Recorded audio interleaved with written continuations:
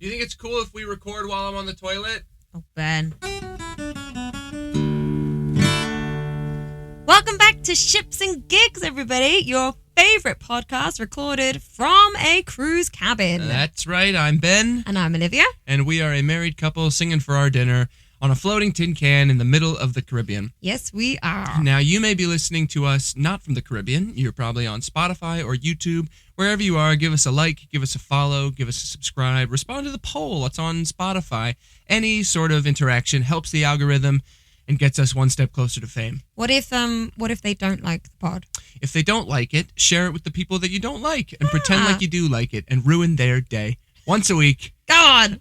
Do it. Ruin it. Go, I actually love this pod. It's amazing. And they go, you do?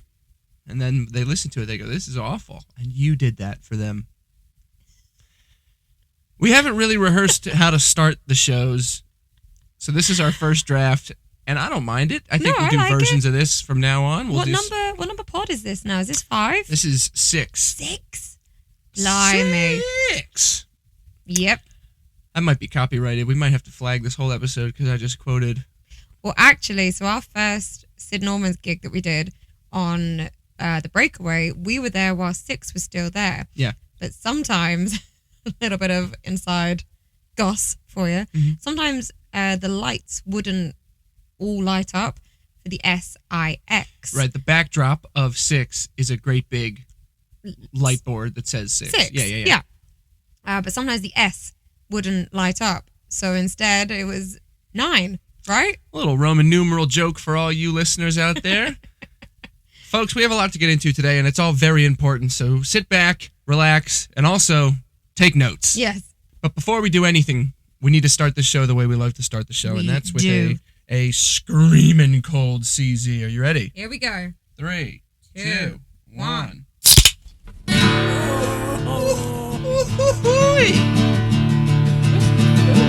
Got a name? No. Got a theme? No. Got a song? How about... So...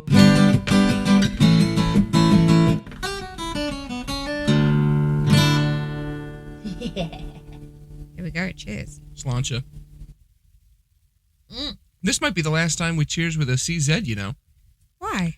Because we just got a care package from Waterloo. Oh my God! Which is absolutely my favorite sparkling water. Folks, we do CZs because it's cheap and cheerful and delicious. Well, we like them as well, you know. Yeah, I mean, we love them.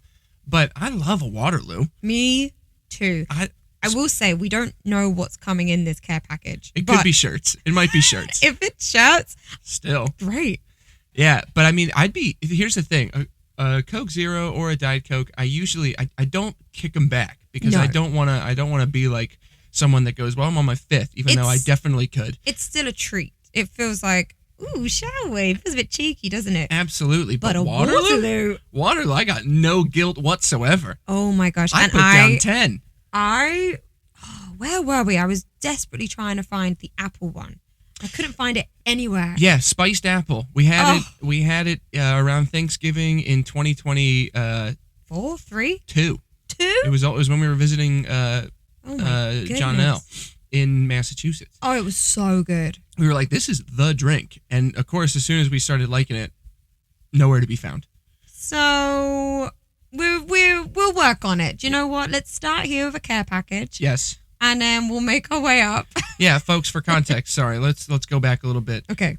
We reached out to a bunch of different products that we love, and we were just like, hey, we would love to promote you on the pod.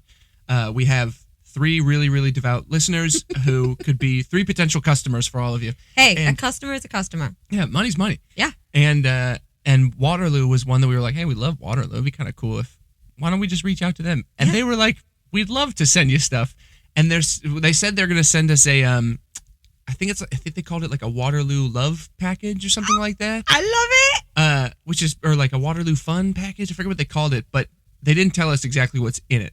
So there's a chance it's like merch, which is still cool. That's great. Yeah. It's still cool. I'm still going to wear it proudly and tell you how much I love Waterloo because that's true. I'm not even making it up. No, that's the truth.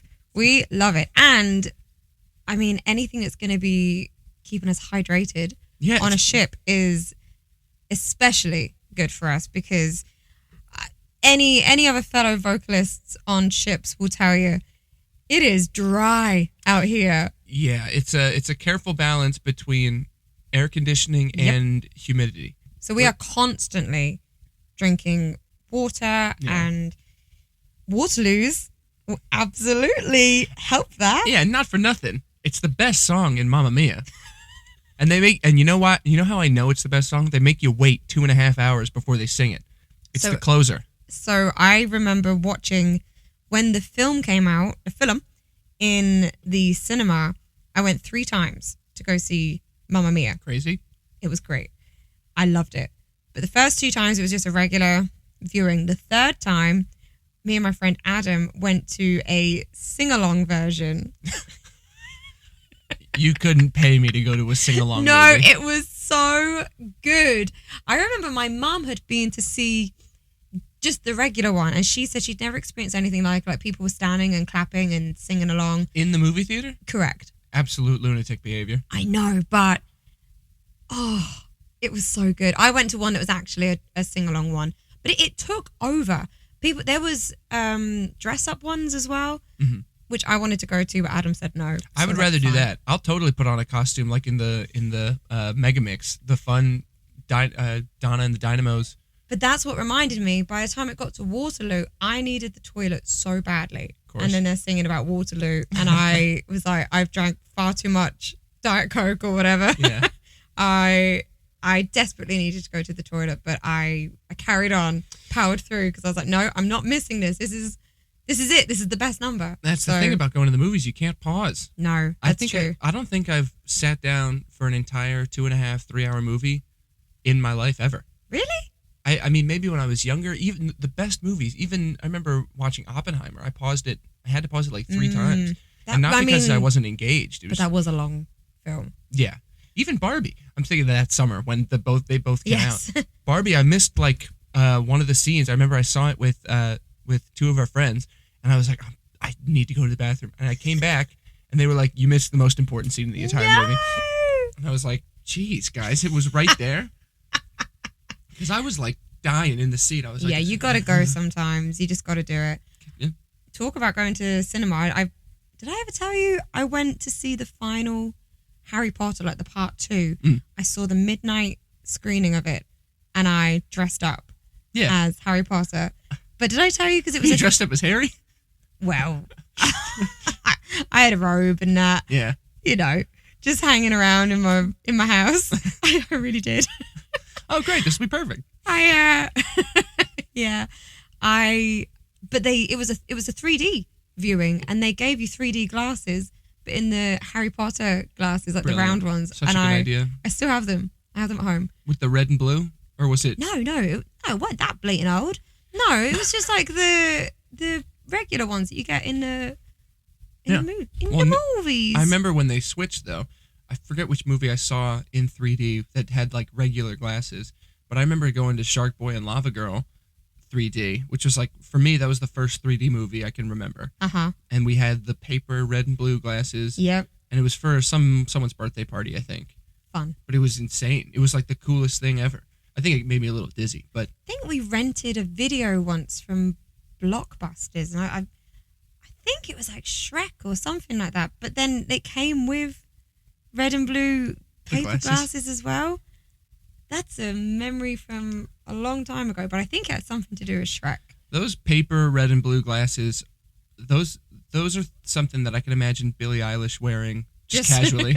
Yeah, that's true. And everyone's like, you don't have paper red and blue. They're like worth 50 cents, and they would go for like $50. Speaking of Blockbusters, did that pass you by, or was that a thing? Because I mean, it's totally a thing. I can picture it. I do. I really. It's such a fond memory looking back, and mum or dad saying, "Oh, do you want to go and rent a film?"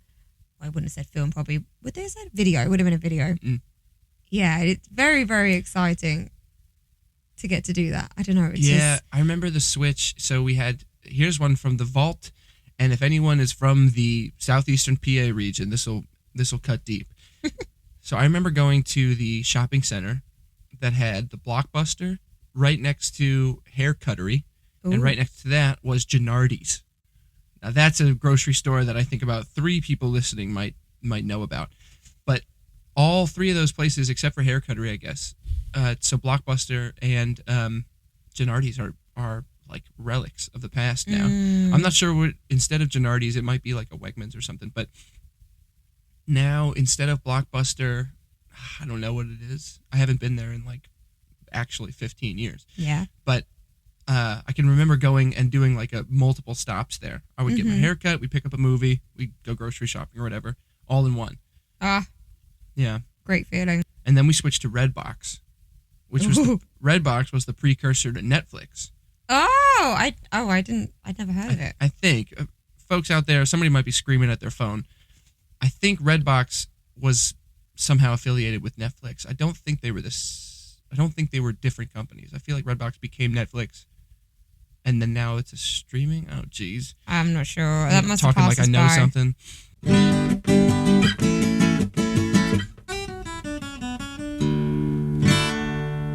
Anyway, let's get into this week. Let's do it.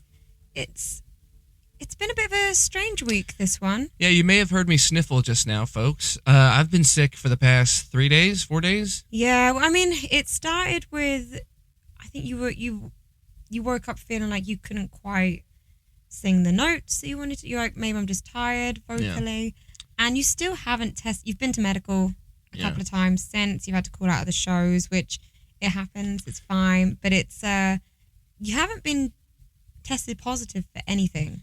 No, which is a good and bad thing. Yeah, I feel like sometimes we're saying this, weren't we? Like, sometimes it's a bit frustrating because you think, well, then how do I get better? Right. Yeah, and I think the other thing that's good about it is, like, when they tested me for COVID, I remember thinking, like, oh, man, it would be good in one sense because it's like, well, that's the culprit. That's what's happening. But it would be bad because they'd be like, we're going to have to isolate you for at least 3 days, which means not only are you going to have to adjust the show tonight like you may have expected to, but you're going to have to adjust the show in 2 nights or whatever. And it's just like prolonging the reblocks and prolonging everybody having to do a little extra work. Which ultimately is fine. So within our show, we have 2 male, 2 female singers. And typically, if someone's out of the show, if they're sick or whatever, they're signed off, then you'll just, if they've got 2 solos, you'll cut one of them from the show and someone will cover the other one.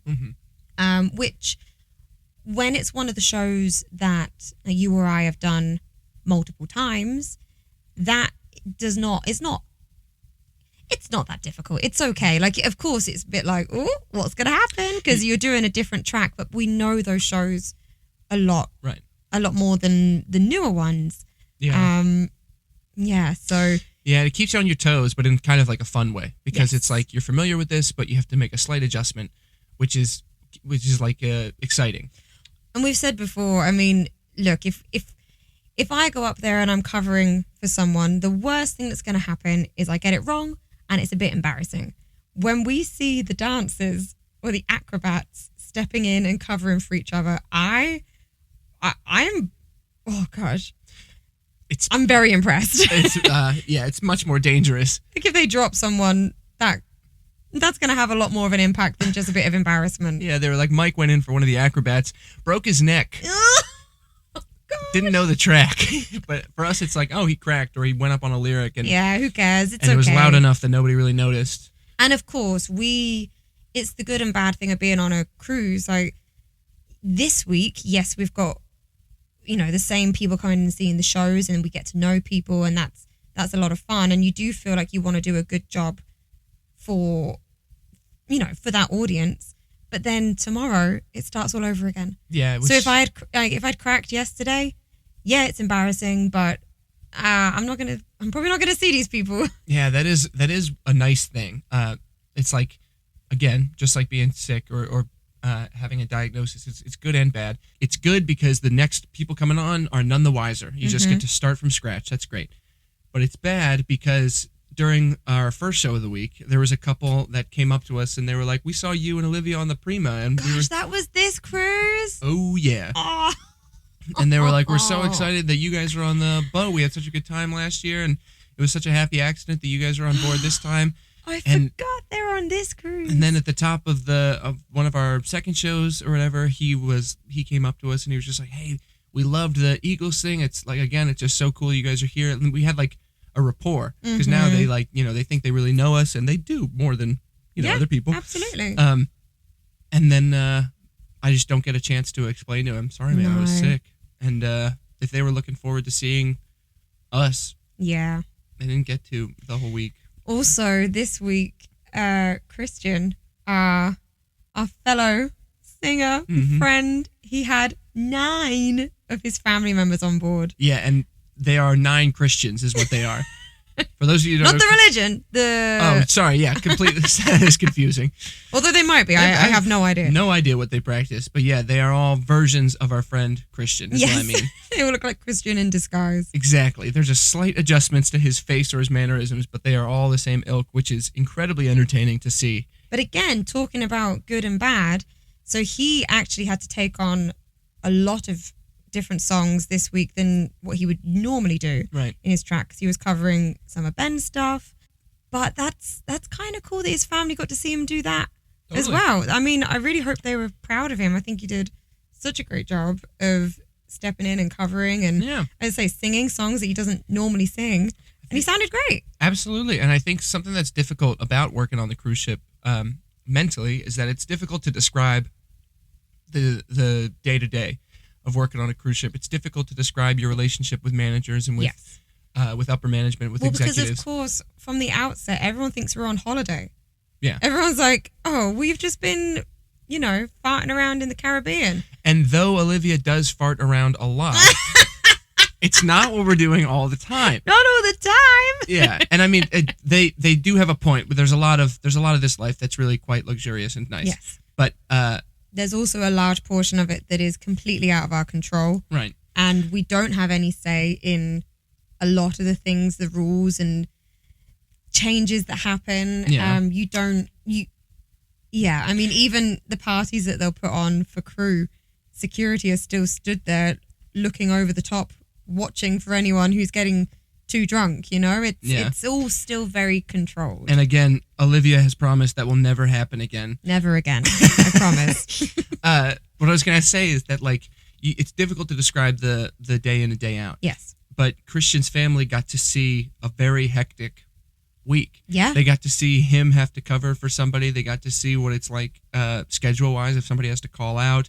They got to see logistically what is it like to put a cover in. Yeah, one of our shows does have covers. When we do Rumors, we have a cover. Yeah.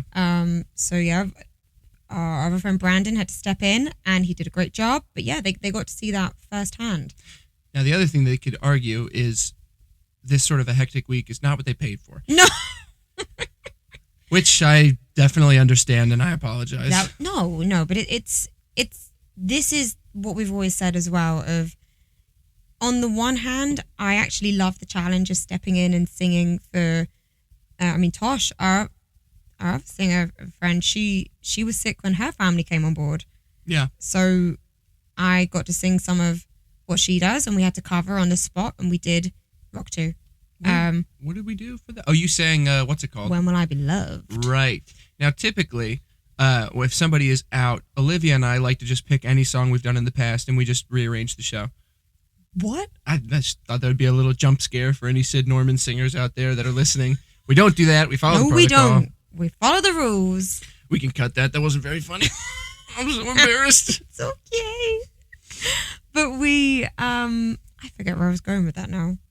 Completely derailed me, Benjamin. Sorry. It's all right. Had to for the comedy. Okay, got my thoughts back on track. This is what we've said before about it would be great if we had covers.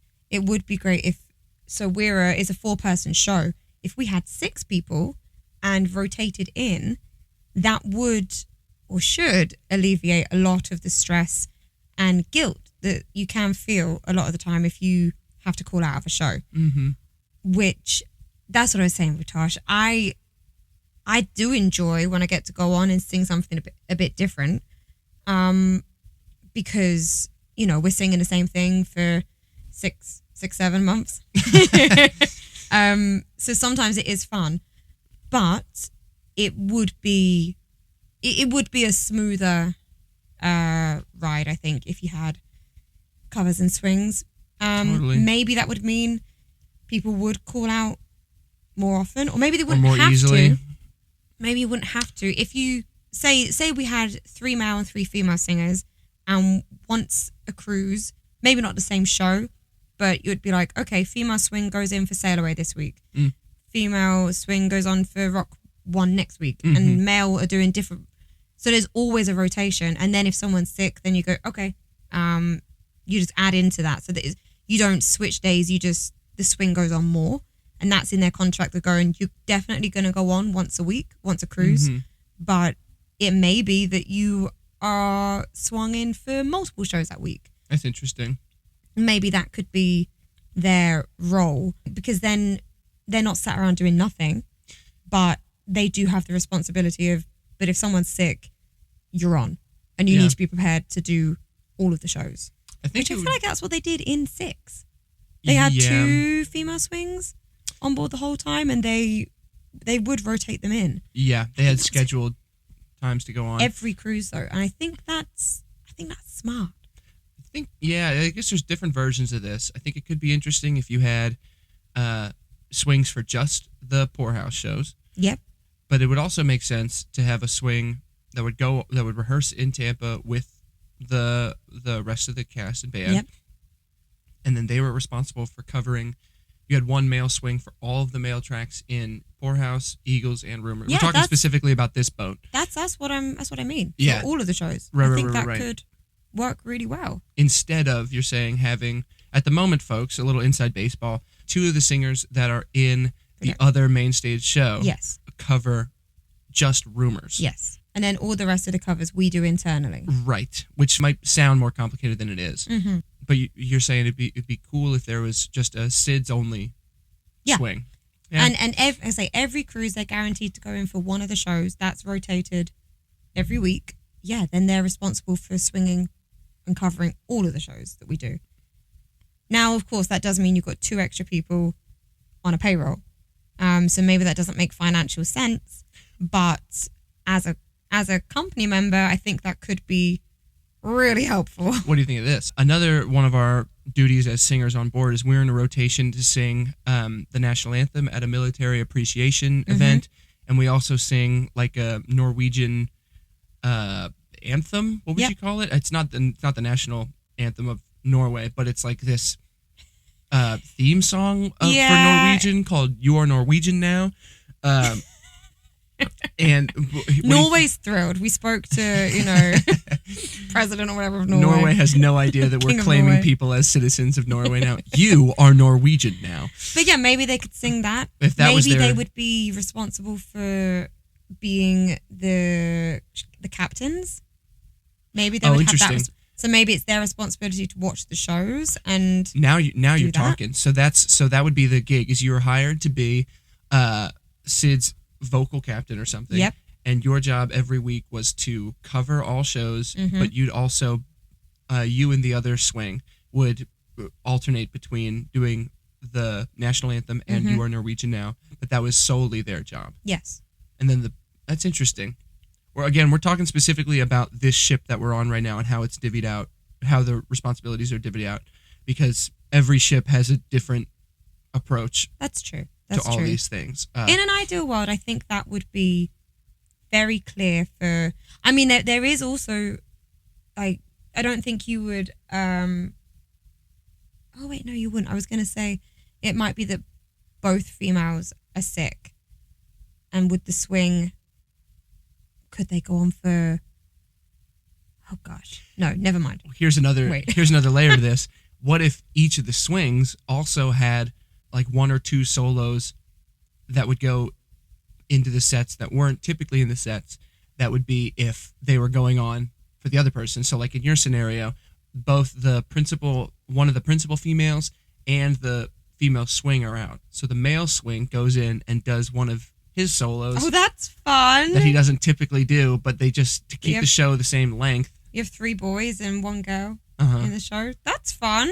For all you Sid singers out there, think how different the dynamic would be if you had 3 fellas and 1 lady. Forget that. It would be sick.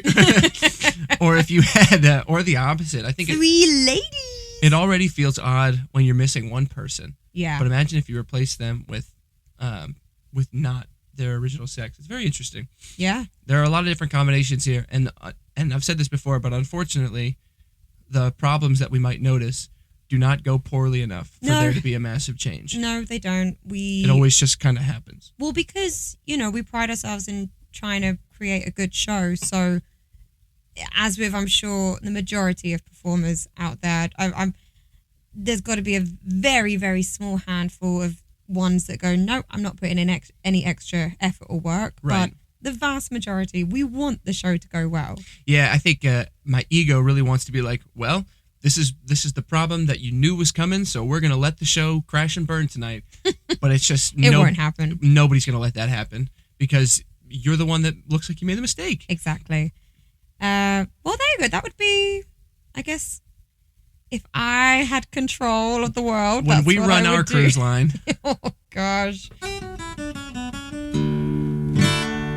I actually wanted to go on to what do we do as performers to stay healthy? Because, I know you've been a bit poorly, this week, but we spoke about we tried to drink a lot of water. Yeah. I mentioned before that I just this contract actually started doing saline nebulizers. I was thinking humidifiers then, but nebulizers, which I've really been enjoying. Yeah. We are still waiting for our package to come from where they hold all of the packages for the ship. Yeah, so shout out to My Pure Mist. We absolutely love the idea of your product right now. We can't wait to use it. And this would have been a perfect week, but it's going to help you. It's going to help you with recovery for sure. So here's specifically what's happened. My Pure Mist sent us 2 units to try out and to promote on air. They went to the Crew Mail Services Center, the Seafarer Center. And they have arrived. They arrived.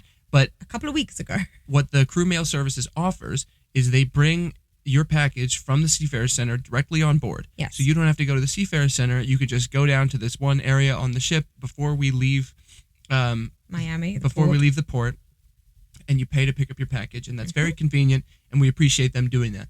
In our case, they didn't see the label that said the ship name. Yes. And so either it wasn't written or maybe it was written in a way that was tough to read. I'm not sure. For whatever reason, it didn't come to the ship. So the week that we went to check for it on the boat, they were like, not seeing it here. Is there a chance it's not labeled or something? And I was like, here's the tag. I think it says the name on there. And she was like, let me call and check. So the lady from the Seafarer Center calls and checks, and she's like, it's probably in the no label section. I'll make sure to have it next week. And I said, bummer. Okay, thank you. Next week rolls around. She goes, I don't have any package for you. And I was like, and she goes, but I do remember you. It was, I think there was something that you were looking for before. And she was like, let me call and ask for it. Did I take a picture of your ID last week? And I said, no. Nope.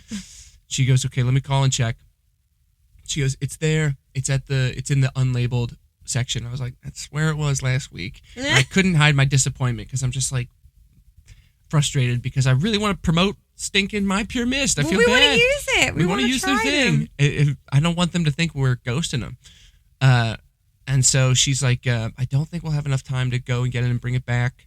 But we'll make sure to have it next week. And I said, okay, great. Yeah. So again, these are the small things about being on a cruise ship that maybe people don't know. Like, sometimes your mail takes months to get to you. But all that to say, as helpful as they are, it's been a month. We have not received a package. Yeah. But yeah, as performers, we always go back and forth with warming up. We do warm up. Oh, to stay healthy, yes. To stay healthy. We do warm up before every show.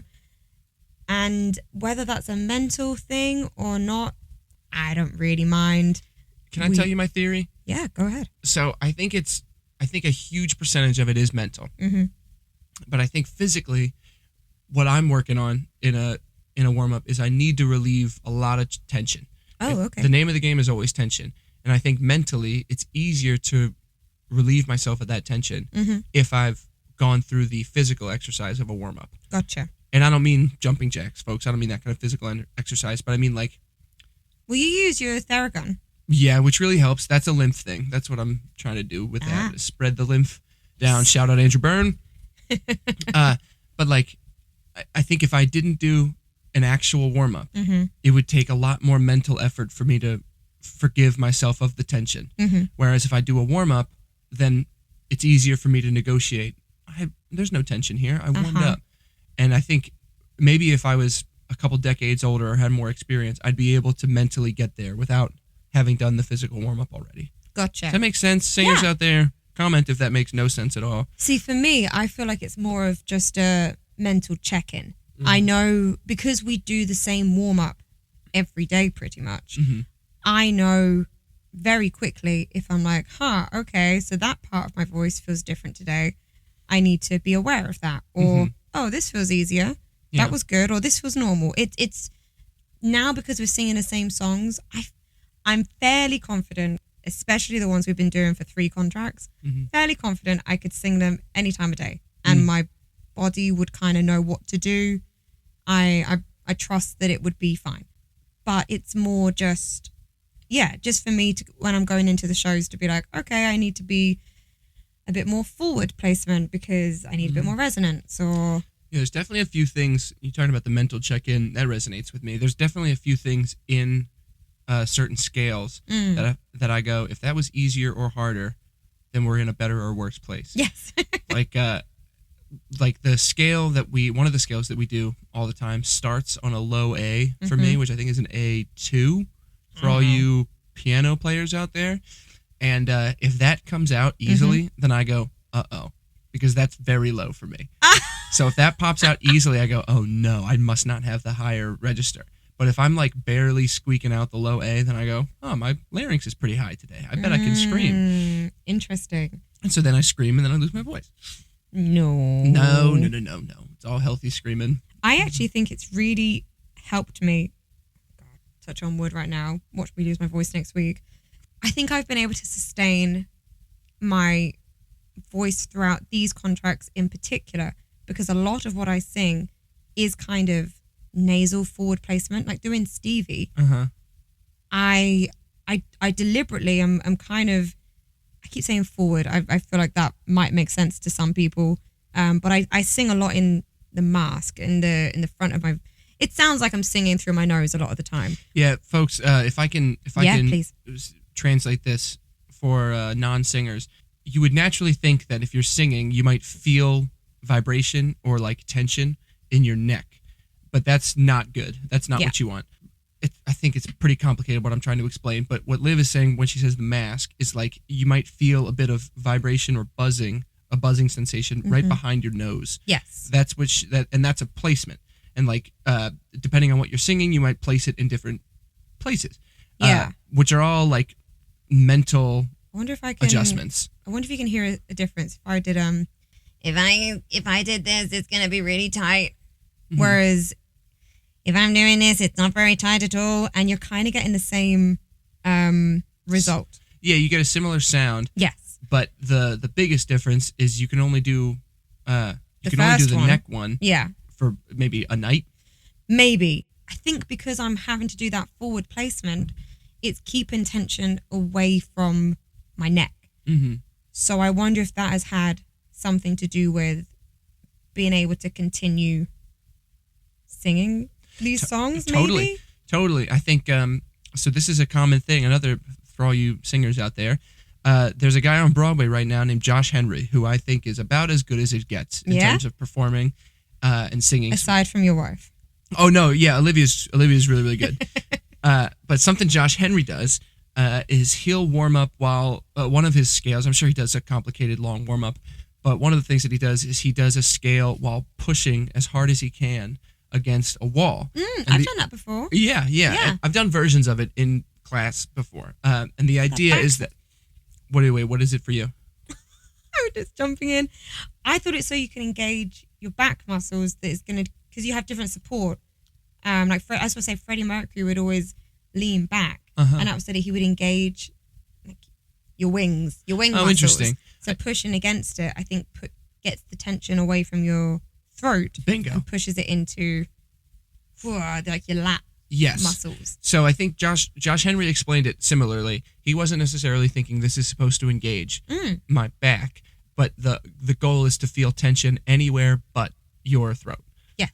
Okay. And engaging in some sort of physical stance like that, pushing against the wall, or like we used to have resistance bands in my voice classes in college. Interesting. And she would just tell me to like pull on it. But the idea is like you're feeling tension somewhere else. And so to relieve the tension in your neck, or in your throat rather, like forces you to sing more healthily. Isn't it interesting? Yeah. But I think what's frustrating about it is that we can work on that for ages, and then there is somebody in a bar who's like, yeah, if it hurts, I sing it differently. And if it doesn't hurt, I sing it like that. And I go, man, that is the answer. I mean, and again, we said about this before, I think, but how crazy that we're trying to cover these iconic bands that for sure were not thinking about their voices. No, they were thinking of a good time, not a long time. Yes. And we're trying to do the exact opposite thing. Correct. But I feel like that's pretty much what we do. I mean, we try and go, you're very diligent. We're going to the gym, which is going to be even better we have. Yeah, now remind me to get back to the gym because I want to talk about my plan for Bucked Up once we start using their stuff. Yeah, but that was it really. I think we try and stay healthy. We try and get enough sleep.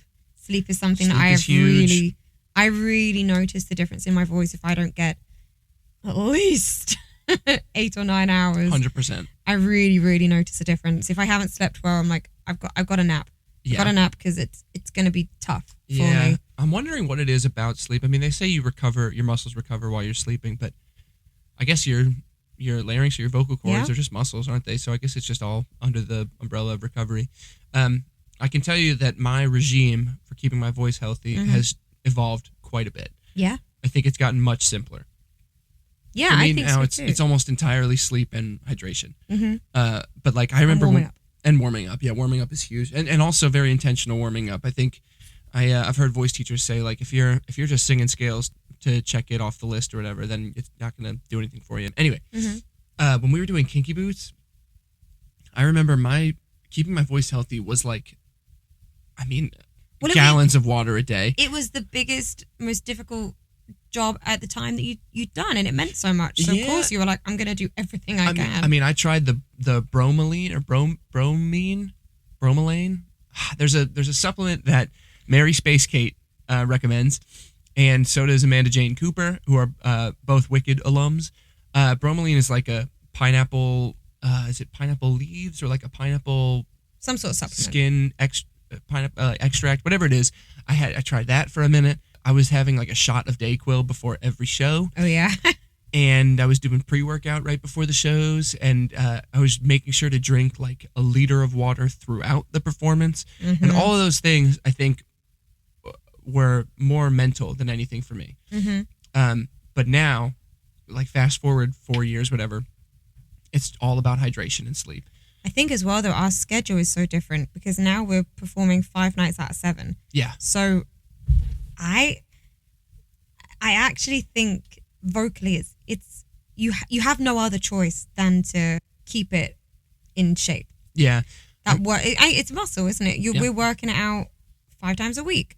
Whereas when we were doing Kinky Boots, it would be 2 nights a week if the shows didn't get cancelled.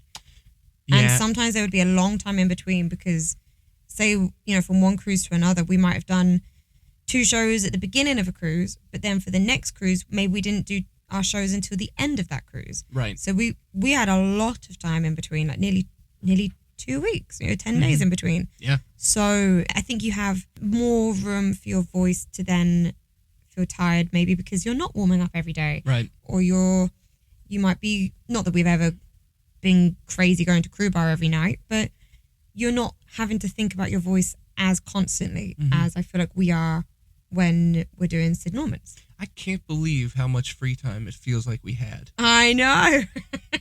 Like, what did we do? I never felt like bored. No. But I think back to the schedule now and I go, what the heck did we do? What did we do? I've got no idea. How did I not write a novel? How did we, you know what I mean? Like, how did we not, I wish I was trying to get a degree or something at the same time. Well, this was why when we came out for my second contract, that's why I enrolled in doing an online degree, because I was like, oh, we had loads of time on the on-call. Sweet Liv has never been more stressed in her life.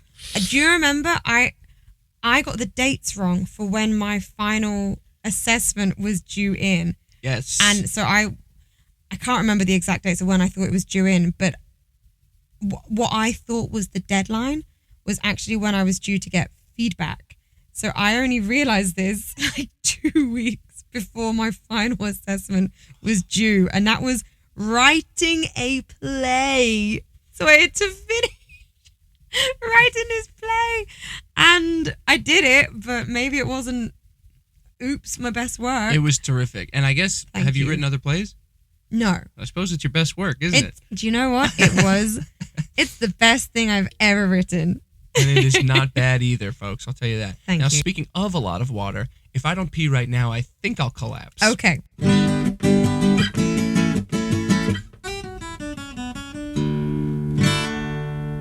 Woo-wee, what a relief. Thank goodness we only live a meter from the toilet. And it couldn't be any further, or else there'd be a puddle on the floor. Oh gosh. Well, speaking of how we spend time in between shows, even though we have not had as much free time on these contracts as our first one, we have been partaking in a bit of offstage fun with the other cast as well. Our dear friend Terry, who is a stage manager for the other shows, he set up a cast version of Traitors, which I don't know if you've seen. Traitors. There's a UK version. I think there's a US version as well, actually. I don't know if I'm in the minority here for not having seen it, but I didn't know what it was until you turned me on to this reality show. It's a huge thing in the UK. If you've played Mafia or Werewolf, it's kind of a version of that, but where you've got a group of people and a few of those people are deemed to be traitors, but no one else in the group, they're all faithfuls. The faithfuls don't know who the traitors are. The traitors meet in secret every night on the TV show, and they say who they're going to murder. And the aim of the game is that at the end of every episode, I don't know if it's every day I don't know how they film it, the schedule, but at the end of every episode, there's what's called a round table where all of them, faithfuls and traitors, they all come together and they have to decide who they think are traitors. The way they'll decide this is they might say, well, so-and-so's been acting suspicious, or I heard them slip up about this. But of course, the traitors are in there pretending that they're faithfuls. Yeah, the name of the game is to seem like a faithful. Yes. And to hide who is a traitor. Yes. Now, there are certain characters who are faithful, but they might give off that they're traitors. And of course, the ones that are actually traitors in the show are going to do their best to convince everybody, yeah, they must be a traitor. Yeah. But at the end of that round table, so let's say there's 15 people around the round table, and they all vote for the majority of votes go for, say, Ben's around the round table. Ben would then stand up. They go, okay, you've been voted out. Can you now please reveal if you're a traitor or a faithful? And if he was a faithful, he'd turn around and say, I'm a faithful. And then, of course, everyone's like, oh, no. We got it wrong. We banished one of our own. Yeah, so... but there's a huge celebration if you were right. And the person is like, you've been banished, reveal your identity. And they go, well, I was a traitor. Everyone's like, we did it! Yes. But you don't know how many traitors there are. You don't know how many You just got one of them out just now. Exactly. But the difference, we weren't playing for money. Well, not for too much. We each had to buy in for about $15,000. So what was the pot at the end? Like yep, 100? that's what Ben did. You guys didn't buy in? Terry's laughing. Whoa. Difference being, when the TV show happens, these contestants don't know each other. Yeah. They haven't been living on a ship with each other for the past however many months. And seeing no one else. So I do feel like we were spoiler alert, I was a traitor. Yeah, so to give you a breakdown here, I was a faithful, Liv was a traitor, and we didn't talk to each other about the game during it at all. We really did stay true to like the integrity of the game. I didn't dare ask you what you were because I didn't want you to ask me and for me to have to be like, faithful. Yeah. No, so we didn't ask. Honestly, that in hindsight, that probably gave me away more because... Not to me. Really? No, I ultimately, by like I want to say third or fourth round table, we did vote Olivia, we banished Olivia wisely. I was caught out. Because she did turn out to be a traitor. But I wasn't suspicious until like a day before that. Wow. For real, which makes me look like a great big idiot because everyone's calling out Liv and I go, no, it can't be, guys, it can't be. But the reason why I had so much heat on me from the beginning is because there was only 3-4 of us that had openly said how much they loved the show. Right.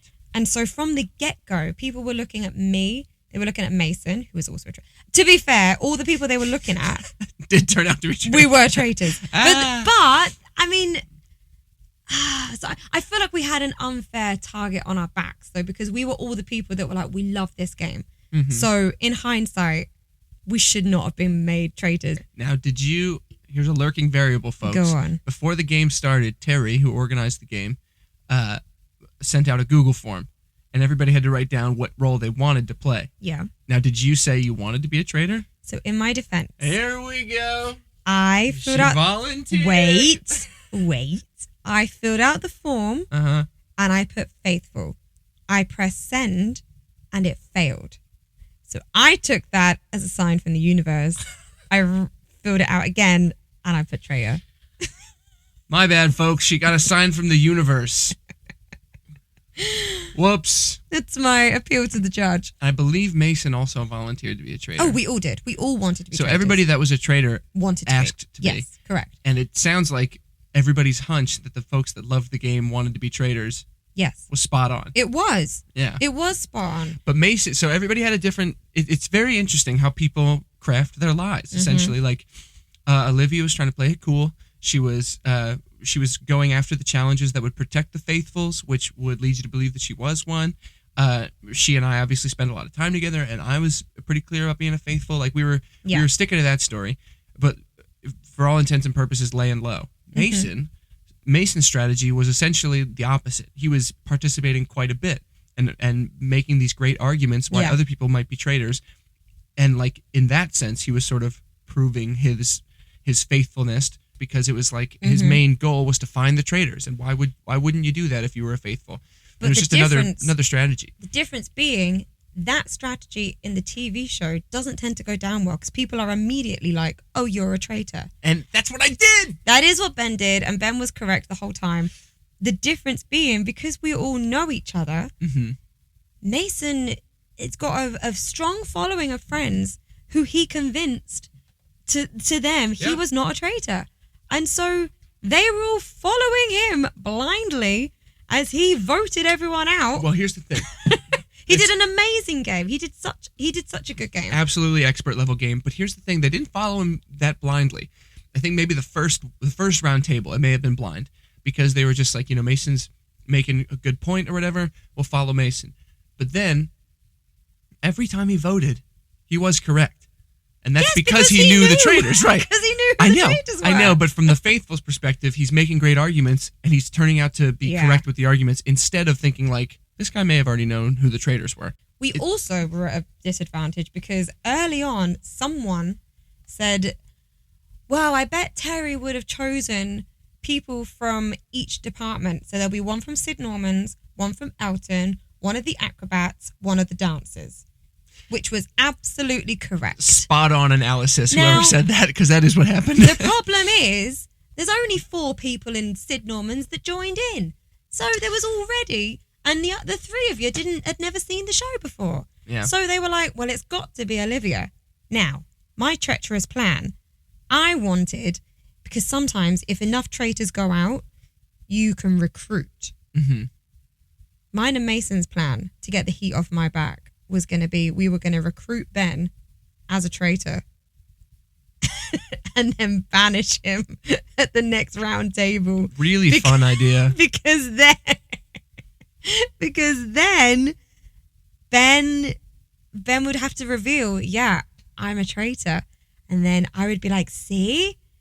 I told you I was faithful. Would have gotten away with it too. I would have gotten away with it too. If it weren't for you meddling kids. You meddling Christian. Again, the person, not the religion. Yeah. You meddling Christian. But I've got to say, the guy, I have, the sense of relief I felt when you all got me out was immense. One, I got to say my little funny line of I stood up and was like, I have and always have been 100% faithful. And all their faces dropped. And I was like, to my husband, I'm a traitor. And everybody was like, wow. So that felt really good. But the relief, I cannot explain. Oh, I should have gone with my first one. I should have been a faithful. I did not enjoy keeping that from you because, as I say, we spend all day, every day together. I really, really did not enjoy, and I hadn't really thought that through. Whereas again, I think if we were playing with strangers, totally different. It'd be fun. Like it can feel more like a game. Whereas when you're living, breathing, it was intense. It has the potential to get kind of personal, which it definitely did in some cases. There's a fine line between arguing your points and getting very personal. And some people being like, well, of course you're a traitor or whatever because I don't trust you. Or like because you lie about whatever and you go, yo, that was not part of the game. So it was fun, but I definitely would do it again as a faithful. Unless it was on TV. Then maybe I'd be a traitor. I think if I did it again, I'd like to do it immediately upon joining the cruise. Yeah, so you don't know each other. Yeah, and then you get to think about it later, or maybe it would take longer, or whatever. But that's fun. I'd like to do it without having known anybody. Yes, I think that's a really good point. Well, we've got some questions from our beloved 3 listeners, so let's get into those before we wrap this thing up. So the first is actually from my sister. Shout out to Martha. What's up, Marth? Martha the calf. That's what we used to call her. Marth. Oh, because in England it's... Martha the calf, who's 3.5 or whatever. Like, yeah, even if she wasn't that age. Shout out Martha in Georgia. How you guys doing? How you doing? Martha asked us, if you had to have a different job on the cruise ship, what would it be? Any area of entertainment is not an option. And would it be different for the different ships you've been on? Do you have anything that immediately springs to mind? Yeah, the first thing that came to mind was working in the galley. Or what? I know, but I think there's a version of the galley. The galley is where they wash dishes, and I can totally imagine a version. I don't think you're allowed to, but I wouldn't mind putting on a pair of headphones and washing dishes for 8 hours. Have you smelt the galley? Yeah. It's not great. It's not great. But I just mean, I can see myself doing that. Sure. If we're not allowed to do any other entertainment. I can also see myself working at the Starbucks. I'd enjoy that, I think. Yeah? Yeah, I could see that. Being a bartender might be nice, but I don't really love hanging out with a lot of drunk people. So Starbucks is probably, I mean, it's long hours, but honestly, every other department has to deal with such long hours. Yeah. I don't think you can really escape long hours. But also, I think I would take pride in making people's drinks, and yeah, I can see that. And I like the little pins they wear that say like "Coffee's my blood type" or the Coffee Master stuff. I think I would enjoy that. Would that change on different ships, or? Well, I did actually speak to some of the baristas on this ship, and they said on the Encore, Starbucks is better there because Starbucks feels and looks a lot more like an actual coffee shop. Like there's a door, there's a shutter. And so they said, actually, that's great because it's very clear when they're open and closed. And they can just close it and move on and clean up and they can get out much quicker. Whereas on this ship, although I really enjoy where it is on this ship, it's in a lot more of an open area. It's right by guest services and Cruise Next. And so people are constantly coming up to them and they said like cleaning and saying that they're closed feels like an impossible task because of course then they have everyone being like, oh no, please, or can you just, or like even if they're just trying to clean up, they're like, are you open? And they have to be like, no, like this is the hour. Whereas it's very clear if it's like a separate area, we're closed. That's how it was at Barry's. It was frustrating because you'd get to like your shift would end at 10:30, and at like 10:25, somebody would be coming out, and they'd be like, "Can I get a shake?" And you'd be like, "Of course. What would you like?" And they go, "I'll take the most complicated, please." Yep. And you're like, "Oh my god, I got to start from scratch with all this cleaning or whatever." And would you not want to be working in the gym? I don't want to sell it. I mean, I really enjoyed, so some inside baseball for you folks out there. When I was in college, I did work as a personal trainer for, I guess, a year or so at a couple different gyms. And I really enjoy teaching people how to exercise. Yep. I really enjoy leading people through exercise. But I hate trying to sell training and trying to sell personal training packages. I found that really difficult and really depressing. See, I feel like that's so different in England, though, right? I don't, and maybe I'm wrong, but any gyms I've been to, the trainers are just people that work at the gym. Like, they'll do the group fitness classes, they'll work the front desk, they'll do all of the odd jobs. Like, they just are employees. Yeah. But then they have their information posted. So if anyone inquires about a personal trainer, they can then just choose from those personal trainers who they want. And I feel like that's a far better system. It's way less on you having to be a salesperson. Totally. And it's just, if you're going into a gym, like if I see you and you're friendly anyway, but you're not trying to sell me anything, I'm way more likely to choose you if I'm looking at a list of personal trainers. 100%. That is an awesome idea for a job. I would love to do that.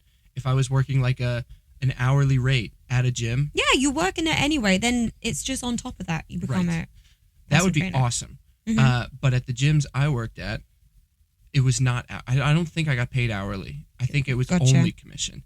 And that sucks. Well, one place I worked at, and I won't mention it just in case somebody gets in trouble, but the last gym that I worked at as a personal trainer, I was hourly for like a week. And then my boss told me they don't have the budget to pay people hourly.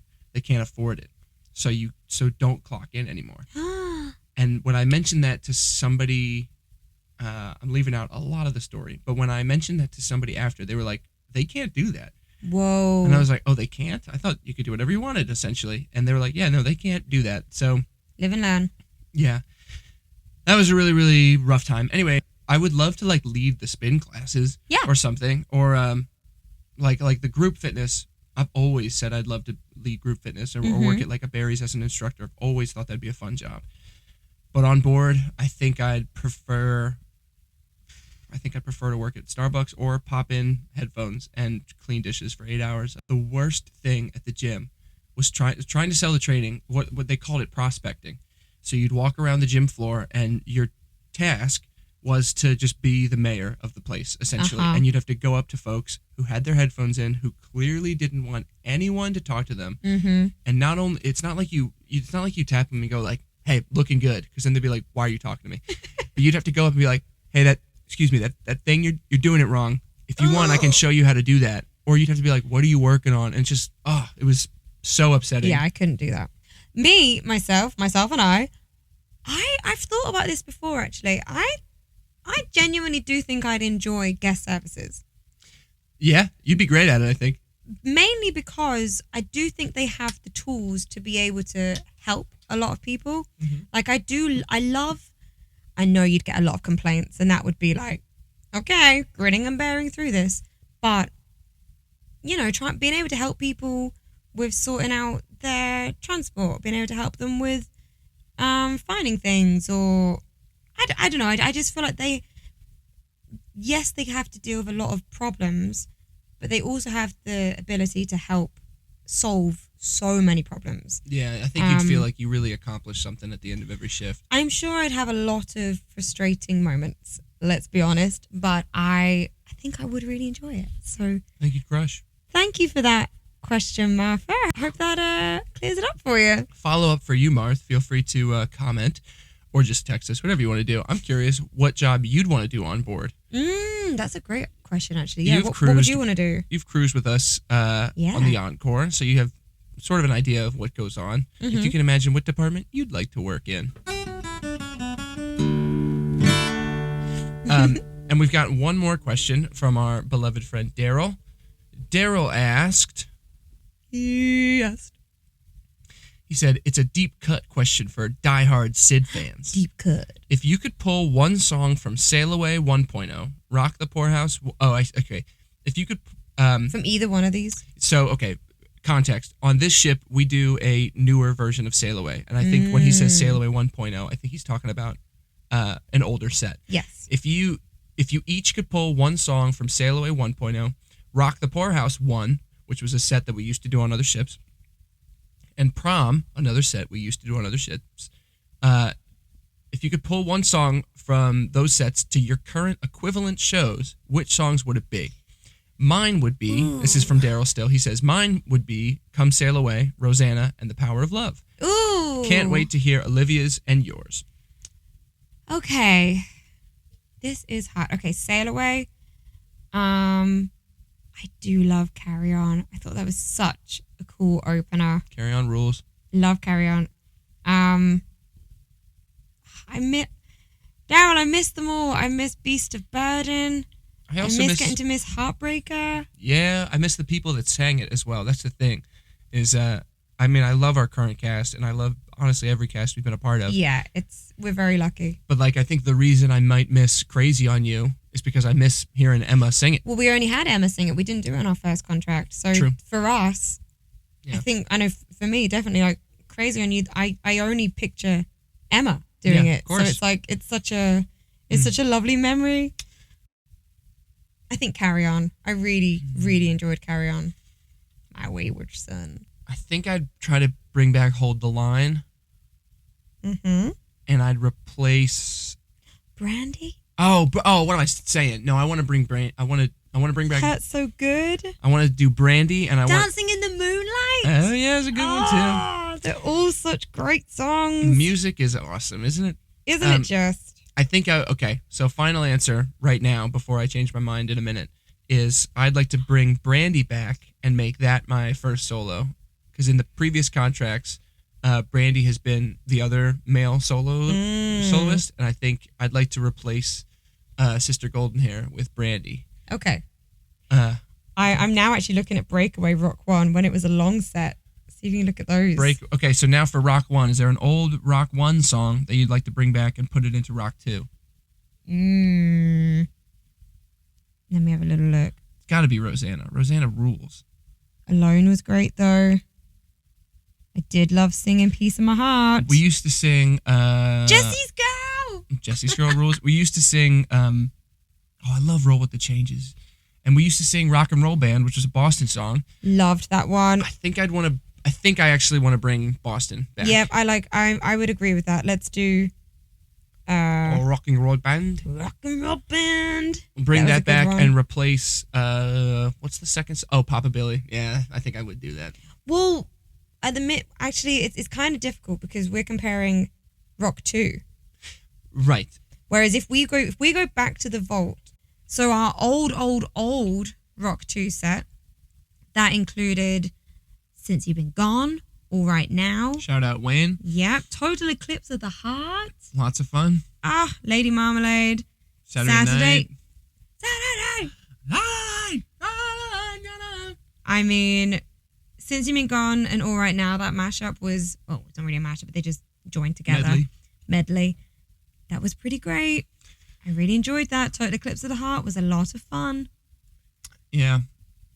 I did love doing Saturday, but we wouldn't be able to do it on this ship because Elton John. It's kind of like a centerpiece of Elton John. Yeah. Yeah, okay. So, and then Prom. If there's I guess it doesn't really work to bring a prom song into... 90s show. No, but we can maybe just look at... Is there a prom song that you'd want to bring back? What prom song did I enjoy? Maybe throw it into Rock 2? I think it'd be sick if we finished Rock 2 with Jump, which used to be... Here's a throwback. Jump used to be the encore song that we would do at the end of prom if people asked for an encore. That's true.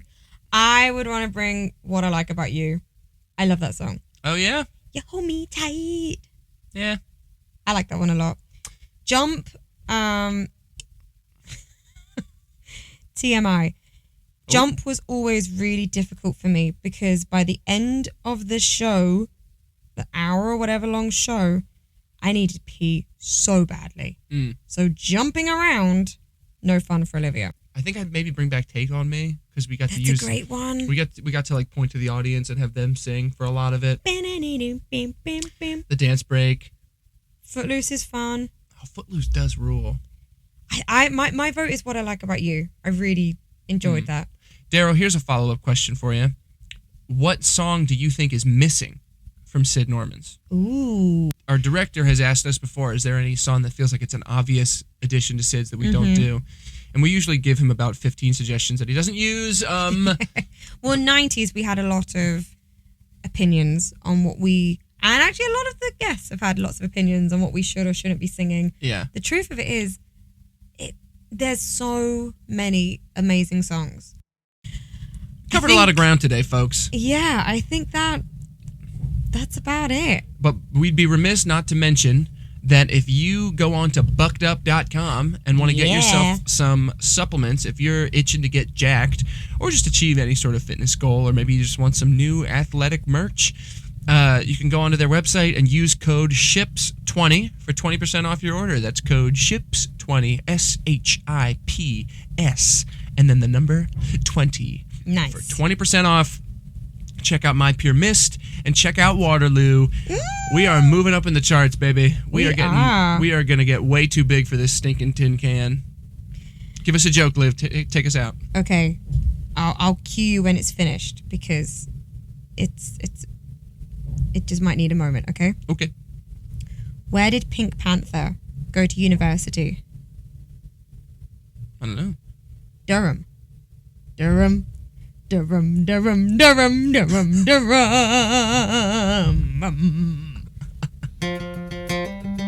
Well, you did it. Somehow you made it through an entire episode of... If you like this episode, please subscribe and share with everybody that you know. If you didn't like it, lie and still do those same things. If you've got any questions for us, please reach out on social media. We'd love to hear from you. Congrats on making it through this whole shit.